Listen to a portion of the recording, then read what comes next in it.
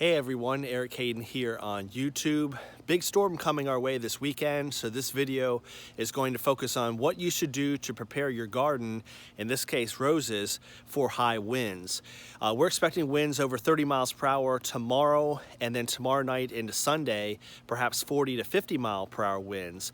In addition to the wind, we're going to get 4 to 6 inches of rain, and the big concern with the wind is the duration. 2-3 days with tropical storm force winds will cause havoc to the roses. Luckily, we're toward the end of the season, so I'm not overly concerned. So I'm going to show you a couple tricks you can do prior to a storm. We have a lot of practice here. If you've watched our videos, we live 3 miles from the coast, so we've had hurricanes before, including Florence and Dorian, and we get a lot of coastal nor'easters during the fall and winter. So pretty used to winds here. I'm going to go over some tips on what you can do to protect your roses. Certainly can't move them inside, but things like tying them down, cutting them back can certainly help. Before we get to that, since it's not too windy outside right now, it's just cloudy, I'm going to show you some blooms and the reason why we're doing this. Really nice blooms this time of year. This is Gemini. Most of the country has their best blooms in the spring and the fall. And the reason for that is those cooler nights and not as hot daytime temperatures that really allows the color to come out. So this is Marlin's Day, Sport of Moonstone. Look at that pink in there. Again, it's much more pink than the white moonstone that has a pink edging. But you can see why I need to take these down. I don't know if it'll show up as much.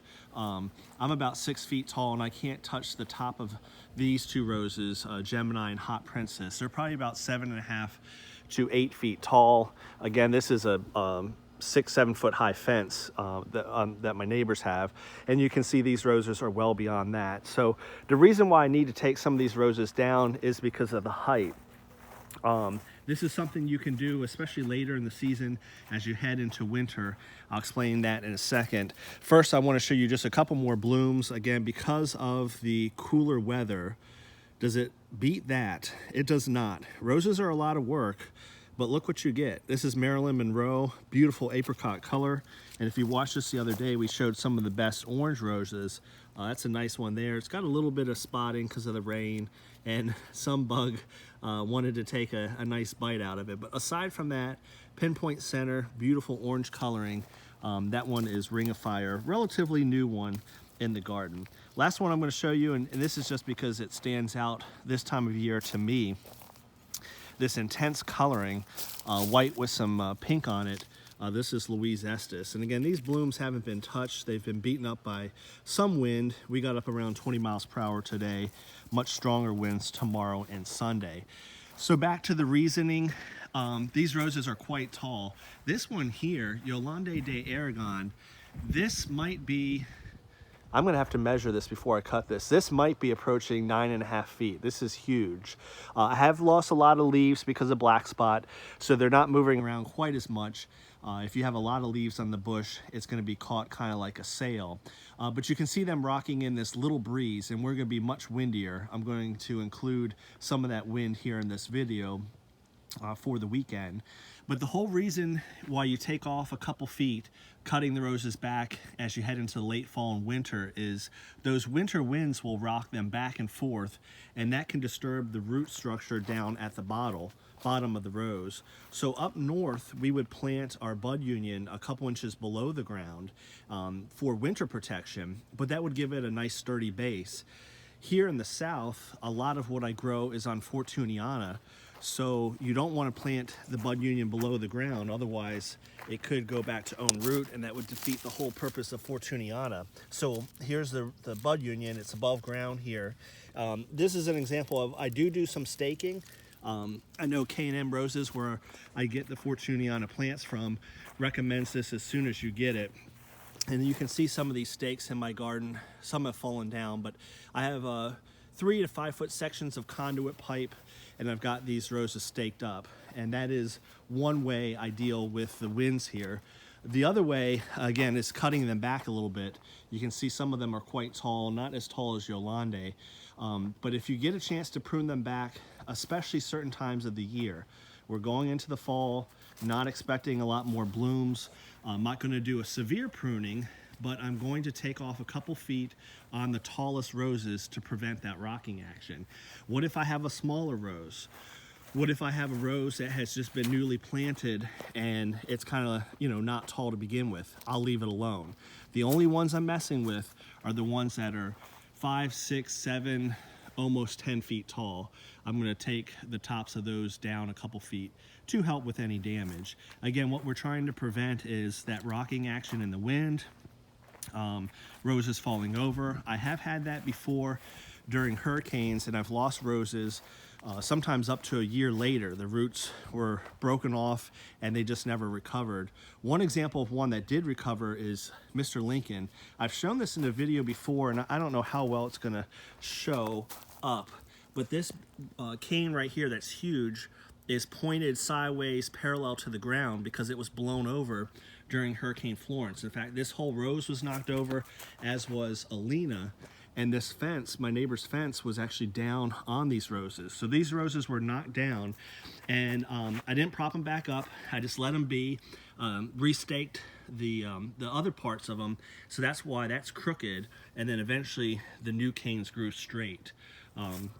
So Mr. Lincoln, Alina survived, but I had other ones like Maverick, Moonstone, others that just never came back. In fact, my baby's blush, I'm going to have to replace. That's a goner finally, and you can see trying to hold that one up, it never made it back after one of the hurricanes we had. So sometimes it just doesn't work out, but you can have a advantage by reducing the height when you're expecting winds. So I'm going to get to it. You will notice I'm doing something new.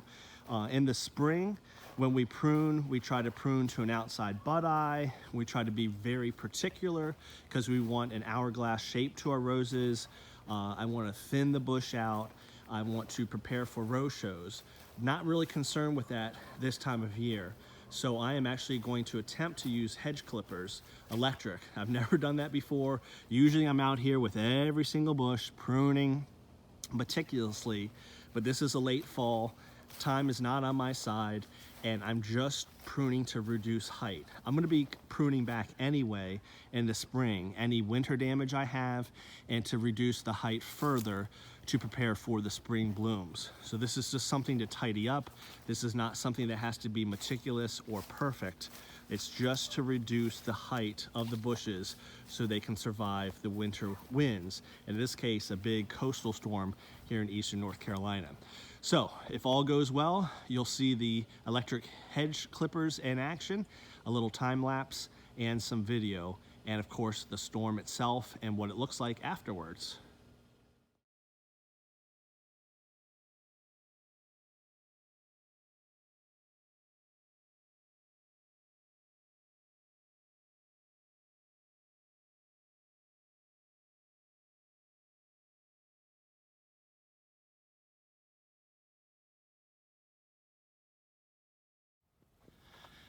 All right, we're all done.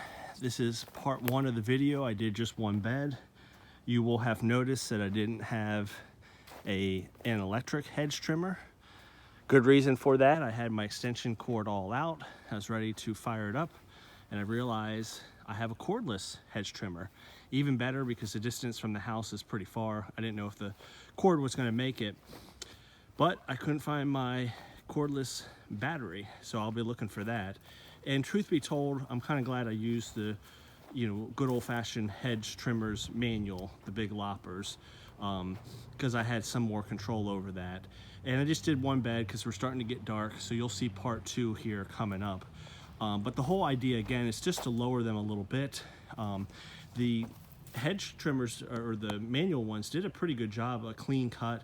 I'm not overly worried. You might say, well, Eric, what, you weren't above an outward facing bud, it wasn't a clean cut. If this dies back some, look at all that cane I have to work with. I'll just prune that out in the springtime, late winter. But the time savings, I did a time lapse on that. It was less than 10 minutes to do the bed. I would still probably be working on these bushes as we speak if I was doing it on an individual basis, and that's certainly true with something big like Alina. So a couple things to point out. I trimmed the tallest ones back to probably about 5.5 feet. So they're still tall. They're not short by any means. So we're not talking a severe pruning, but this Yolande, I guess you would consider that almost half, because it was 9 feet 6 inches. I measured it out. That's the tallest rose I've ever had. But you're still talking 5.5, almost 6 feet tall. So they're still a good height, but they're down much lower than they were. Same thing with Mr. Lincoln. Double the light, and also Dolly Parton to a lesser extent. They weren't as tall, so I didn't take them back as much. And you can kind of see the tall ones in the back, not as tall ones in the front. Still got a trimming, but not as much. And this headliner, this is on own root. This is just hasn't been as big as the other ones from the get-go, so I barely touched that. The only thing I did do to each one was not only reduce the height, but in between these roses, I tried to plant them 5 feet on center so they had room, but inevitably they start to cross each other. So I did trim the sides of them on each one to maintain some distance between the bushes, because the whole idea is to reduce the rocking action in the wind, so hopefully these don't blow over. But also, as they're blowing around, I've gotten a lot of damage on canes from canes rubbing each other. So you want to try to keep the rose bushes away from the other ones growing next to it. So that's about it. One more point, a lot of these roses don't have leaves anymore because they had so much black spot late in the year. But this is why Alina is one of the healthiest or best growing roses. It's rated an 8.5, 8.7 on the ARS scale, and it's good reason. Does it have some black spot? Yes. Does it keep most of its leaves regardless? Yes. Look at all those leaves. So one bed down, 1, 2, 3, 4, 5, 6 more to go. This is part 1, the video showing what you can do to protect your garden, in this case roses, from severe winds. Part 2 will be the rest of the garden. I'll do that tomorrow. And I'll also show you what the results were. How bad was the wind here? Did the roses make it through it? And again, the focus tomorrow will be all the beds, but especially these tall ones, bringing these down a couple feet, and then the smaller ones just trimming up a little bit, especially on the sides to keep them from other roses. So that's it. How did you like part 1? Have you ever trimmed your roses with a hedge trimmer, whether it's electric or manual? I gotta admit, I was a little nervous. We'll see what happens in the spring, but these roses are pretty tough, and that certainly saved a ton of time. When you have 42 roses, not really the best to try to do it one by one with regular pruners. Look for part 2, and I appreciate your comments as always.